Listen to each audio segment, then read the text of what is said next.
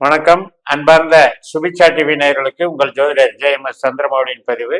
இந்த பதிவுல நம்ம பார்க்க இருக்கிறது செவ்வாய் கிரக கடகராசி சஞ்சாரம், அதுலயும் சனிசாரம். இப்ப குருசாரத்துல 11 நாள் முடிச்சுட்டு சனிசாரத்துல 1 மாசம் இருக்க போறாரு. அதாவது ஏப்ரல் 12ல இருந்து மே 12 வரைக்கும் இருக்க போறாரு. இதுக்கிடையில நமக்கு மீனராசியில இருக்கிற சனி கூட ஒரு கனெக்டிவிட்டி ஏற்படுது. சில நாட்கள் சுக்கரனோடையும் ஒரு கனெக்டிவிட்டி ஏற்படுது. இதை பத்தி எல்லாம் 12 லக்னங்களுக்கும் நம்ம பலன் பார்க்க இருக்கிறோம். கன்னி லக்னத்திற்கு பார்க்க போனா 11ஆம் இடம் லாபஸ்தானத்துல செவ்வாய் இருக்கிறாரு. சனி நட்சத்திரத்துல ஏப்ரல் 12ல மே 12 வரைக்கும் நம்ம இப்ப கணக்குல சனியோட தொடர்பு கொள்றாரு. சனி 7ஆம் வீட்டுல இருக்காரு இல்லையா, அவரும் சனி நட்சத்திரத்துல இருக்கிறனாலையும் சுக்கரனும் சனி நட்சத்திரத்துல இருக்கிறனாலையும் சுக்கரன் 26ஆம் தேதி ஏப்ரல் 26ஆம் தேதியிலிருந்து ஒரு 15 நாள் மே 12 வரைக்கும் இந்த காம்பினேஷன்ல வருவார். ஸோ இந்த நாட்கள்ல ஒரு அண்டர்ஸ்டாண்டிங் ஏற்படுது. சுக்கரன், சனி, செவ்வாய்.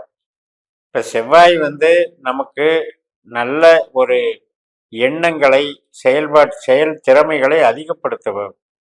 ஒரு சிலருக்கு பணம் தர மாதிரி வரும். இப்ப கன்னி லக்னத்திலேயே ஆரம்ப புள்ளியில பிறந்தவங்களுக்கு பணம் தர்ற கிரகம், வேலை தர்ற கிரகம்.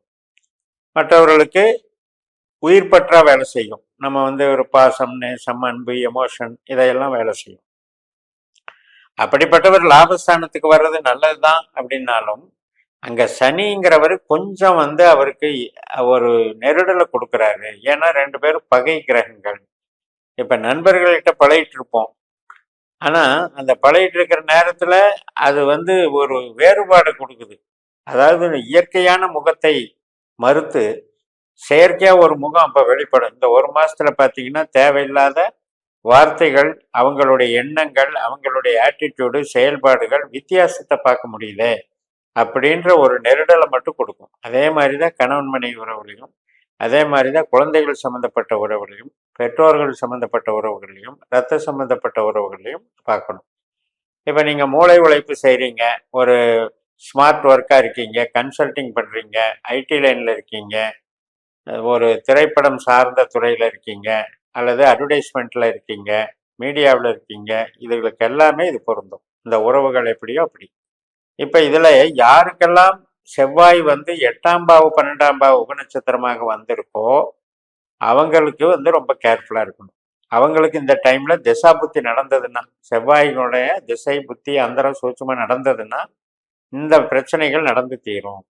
அப்ப அந்த மாதிரி இருக்கான்னு பார்த்துக்கிட்டு அதுக்கு தகுந்த மாதிரி மைன்யூட்டா நடந்துக்கணும். நம்ம பட்டும் படாம போய்க்கணும். ரொம்ப அது இப்படித்தான் கிரகம் செய்யுது, 1 மாசம் பொறுப்போம் அப்படின்னு போயிடணும். ரொம்ப இன்வால்வ் ஆகிட்டு அதுக்கு பதில் சொல்லிட்டு பிரச்சனை பெருசாக்கிடக்கூடாது. இதெல்லாம் வரும் அப்படின்னு தெரியுது அப்படின்னா அது வரும்போது ஃபேஸ் பண்றதுக்கு உண்டான வழிமுறைகளை கையாண்டுக்கிட்டோம்னா பாதிப்பு இல்லாத முறையில நம்ம அதை கொண்டு போய்க்கலாம். பிரிவினை இல்லாதபடி கொண்டு போய்க்கலாம். பெரிய சண்டையா மாறாம கொண்டு போய்க்கலாம். அதுக்காகத்தான் இந்த பதிவு. இப்ப நமக்கு பணம் கையிருப்பு விஷயத்துக்கு நல்லா இருக்கு, ஒன்றும் தொந்தரவு இல்லை. கம்யூனிகேஷன் விஷயத்துக்கு நல்லா இருக்கு. ஐடி லைனு மற்றும் ஒரு இடம் மாறலான் இருக்கோம், ஒரு டிரான்ஸ்ஃபர் பண்ணலான் இருக்கேன், ஒரு அக்ரிமெண்ட் போடலான் இருக்கேன், ஒரு டாக்குமெண்ட் சம்மந்தப்பட்டதை ரெடி பண்றேன், இதுக்கெல்லாம் நல்லா இருக்கு. அதே மாதிரி நம்ம ஒரு வீடு கட்டுறோம். இப்ப இடம் வாங்கியாச்சு, வீடும் கட்டிட்டு இருக்கிறோம். இப்ப பாத்தீங்கன்னா இந்த 1 மாசத்துல தேவையில்லாம சில பிரச்சனைகள் வரும். அதாவது ஒண்ணு விலங்கு சம்பந்தப்பட்டது, இல்லைன்னா அந்த இடத்துல ஒரு சில விரும்பத்தகாத நிகழ்வுகள். இப்ப ஒரு வேலை பார்க்குறவங்க பிரச்சனை, அல்லது அவங்களுக்கு ஏதாவது ஒரு இன்சிடென்ட்ஸ் நடக்கிறது, இது மாதிரி அந்த இடத்துக்கு சம்மந்தப்பட்ட வகையில சில டென்ஷனை கொடுக்குற மாதிரி நிகழ்வுகள் இருக்கும். அது காலதாமதமாகறதுக்கும் வாய்ப்பு இருக்கு. ஸோ அதையும் கொஞ்சம் பார்த்துக்கணும். நம்மளுடைய தாயாருடைய ஹெல்த்லையும் பார்த்துக்கணும். நம்மளுடைய வீடு சம்மந்தப்பட்ட செலவுகள், தாயார் சம்மந்தப்பட்ட செலவுகள் பார்த்துக்கணும். இப்போ ஒரு மாணவராக இருக்கீங்க, நீங்க கல்வி கற்றுக்கிட்டு இருக்கீங்க அப்படின்னா அதுல கொஞ்சம் ஈடுபாடுகள் கொஞ்சம் குறைவா இருக்கும். பட் இருந்தாலும் நமக்கு பெருசா கல்வியில பெருசா பாதிச்சிடாது. பொருள் சார்ந்த விஷயத்துல தான் பாதிக்கும். இப்போ எந்திரம் வாங்குறோம், ஒரு உற்பத்தி பண்ணக்கூடிய எந்திரங்கள் வாங்குறோம், நம்ம தொழிலுக்கு தேவைப்படுது அப்படின்ட்டு. அந்த மாதிரி இப்போ வீட்டுக்கே ஒரு வீட்டுக்கு உபயோகமான பொருள்கள் வாங்குறோம், டிவி வாங்குறோம், வாஷிங் மிஷின் வாங்குறோம், ஃப்ரிட்ஜ் வாங்குறோம். இது சம்மந்தப்பட்ட பொருட்கள் வாங்கும்போது கொஞ்சம் பார்த்து வாங்கணும். இந்த 1 மாசத்துல நமக்கு அதில் ஏதாவது ஒரு டெக்னிக்கல் மேட்ரு கொடுக்கும். ஒரு ரிப்பேர் ஒர்க்கு, ஒரு அசௌகரியங்கள், அல்லது அந்த பொருளுக்கு உண்டான டேமேஜ், அந்த பொருளே வந்து ஒரு ஃபால்ட்டாக இருக்கிறது, இது மாதிரியெல்லாம் கொஞ்சம் பார்த்துக்கணும். இந்த காலகட்டத்தை ஜம்ப் பண்ணி போயிடணும். இப்போ நான் சொல்கிற விஷயமெல்லாம் யாருக்கு செவ்வாய் திசை புத்தி அந்தரம் சூட்சமாக நடக்குதோ அவங்க அடாப்ட் பண்ணுங்க. எல்லாரும் எடுத்துக்க வேண்டிய அவசியம் இல்லை. அதே மாதிரி குழந்தைகள் சம்மந்தப்பட்டது நல்லா இருக்கும். அவங்களுடைய கல்வி, அவங்களுடைய குணாதிசயங்கள், அவங்களுடைய பொழுதுபோக்கு தன்மை எல்லாமே நல்லா இருக்கும். என்ஜாய்மெண்ட்டாக இருக்கும். உங்களுக்கும் குழந்தைகள், கணவன் மனைவி உறவு எல்லாமே மகிழ்ச்சியாக குதூகலமாக சில என்ஜாய்மெண்ட்ஸ் பண்ணக்கூடிய நிகழ்வுகள் எல்லாம் நீங்கள் இந்த ஒரு மாதத்தில் அனுபவிப்பீங்க. வேலை சார்ந்த விஷயம், ஒரு ஹெல்ப் கிடைக்கும். நமக்கு ஒரு வேலையில் ஒரு பிரச்சனை, அதை தீர்த்து வைக்கிறதுக்கு நமக்கு ஒரு ஹெல்ப் கிடைக்கும். அதே மாதிரி கடனுக்கு உண்டானது எதிர்பார்த்துட்டு இருந்தேன், அது ஒரு லேட் ஆகுது, இன்னொரு இடத்துல கிடைச்சிது அப்படிங்கிற மாதிரி அது போயிடும். அதே மாதிரி ஹெல்த் இஷ்யூஸில் நம்ம ட்ரீட்மெண்ட்டுக்கு யாருக்கெல்லாம் அந்த டைம் நடக்குதோ அவங்களுக்கு அந்த ட்ரீட்மெண்ட் வந்து ப்ராப்பராக போய்கிட்டு இருக்கும். கணவன் மனைவி உறவு ரொம்ப சுவிட்சமாக இருக்கும், ரொம்ப அந்யோன்யமாக இருக்கும். பூர்வீக சம்மந்தப்பட்ட, அப்பா சம்மந்தப்பட்ட, வெளிநாடு சம்மந்தப்பட்டது, நம்மளுடைய வெளிநாட்டு கல்வியோ அல்லது உள்நாட்டிலேயே பிஹெச்டி மாதிரியான உயர்கல்வியோ நல்லா இருக்கும், வளர்ச்சிகள் நல்லா இருக்கும். ஆன்மீக சம்மந்தப்பட்ட காரியங்களுக்கும் சிறப்பாக இருக்கும். அதாவது டிரான்ஸ்போர்ட் நடத்துகிறவங்க, கன்சல்டிங் பிஸ்னஸ் நடத்துகிறவங்க, சில புதிய நபர்களை சந்திக்கிறதுக்கு போகலாம். சந்தித்து அதில் வந்து நமக்கு பாசிட்டிவாக உருவாக்கிக்கலாம்.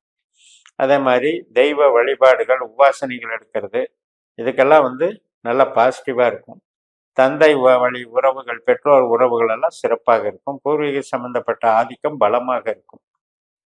இப்போ அதே நம்ம சொந்த தொழில் செய்கிறோம் அப்படிங்கும்போது அதுக்கு வந்து ஒரு பெனிஃபிட்டை கொடுக்கும். அந்த தொழிலில் வந்து ஒரு மதிப்பு மரியாதை இருக்கும். தொழில்னால நமக்கு ஒரு மன திருப்தி இருக்கும். சரி, இந்த மாதம் நல்லா போச்சு, நல்லா இருந்தது அப்படின்னு மன திருப்தி இருக்கும்.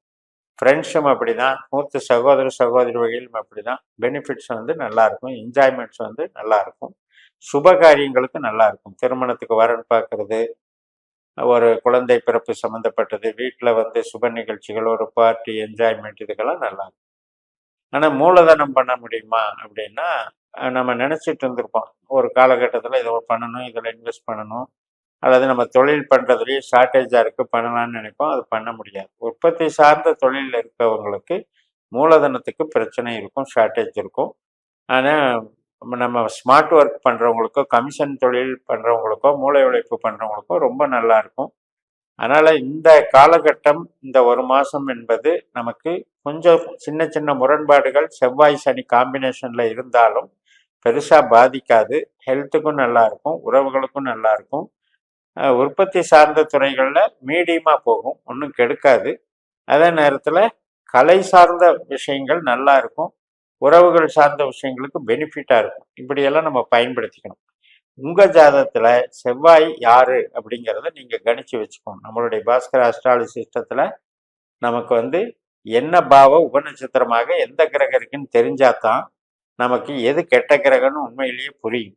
அப்போ 8ஆம் பாவம்ங்கிறதும் 12ஆம் பாவங்கிறதுக்கும் லிங்க் வந்தால் கெட்ட கிரகம். அந்த மாதிரி கிரகமாக இருக்கும் பட்சத்தில் நிச்சயமாக கொஞ்சம் கேர்ஃபுல்லாக இருக்கணும்.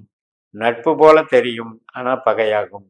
உறவு போல தெரியும், மறுபடியும் பிரிவு வந்துடும், அல்லது ஒரு கான்ட்ரவர்சி உருவாகும். இப்போ நம்ம வந்து ஒரு மூளை உழைப்பு சார்ந்த பணிகளை செய்கிறோம்னா அந்த பணிகளில் இந்த செவ்வாய் சனி யாராவது 8ஆம் பாவ லிங்க் இருந்ததுன்னா கொஞ்சம் அந்த பணிகளில் பிளாக் மார்க்கை உருவாக்கிடும், விமர்சனத்தை உருவாக்கும், காம்படிஷனை உருவாக்கும். நமக்கு வந்து ஈஸியாக ஜெயிக்கக்கூடிய இடத்துல ரொம்ப கஷ்டப்பட்டு நம்மளை மெய்ப்பிக்க வேண்டியிருக்கும், தேவையில்லாத விமர்சனங்களை எதிர்கொள்ள வேண்டியிருக்கும். இது மாதிரியான சிக்கலை, கான்ட்ரடிக்ஷனை இந்த செவ்வாய் சனி உருவாக்குது. இப்போ நமக்கு பாரம்பரிய ரீதியாக பார்த்தீங்கன்னா 6ஆம் பாவ அதிபதி சனி, 8ஆம் பாவ அதிபதி செவ்வாய், அப்படியும் கணக்கு எடுத்துக்கணும். இன்னொரு பக்கம் பார்த்தீங்கன்னா 3ஆம் பாவ அதிபதி செவ்வாய், 5ஆம் பாவ அதிபதி சனி. ஸோ நல்லதும் இருக்குது, கெட்டதும் இருக்குது. அதனால் பெருசாக பயப்படுறதுக்கு ஒன்றும் இல்லை. பட் நாம் போகிற டெப்தான ஸ்டடி இந்த உபநட்சத்திரங்கள், அதை நீங்கள் பரிசீலனை பண்ணி வெற்றி பெறுங்கள் என்று சொல்லி நிறைவு செய்கிறேன். இந்த சேனலை சப்ஸ்கிரைப் பண்ணி ஷேர் பண்ணுங்கள். உங்கள் தனிப்பட்ட ஜாதக பலாபலன்களை என்னுடைய வாட்ஸ்அப் நம்பரில் தொடர்பு கொண்டு பலன் பெறுங்கள். உங்களிடமிருந்து விடைபெறுகிறேன். உங்கள் ஜெயமஸ். நன்றி, வணக்கம்.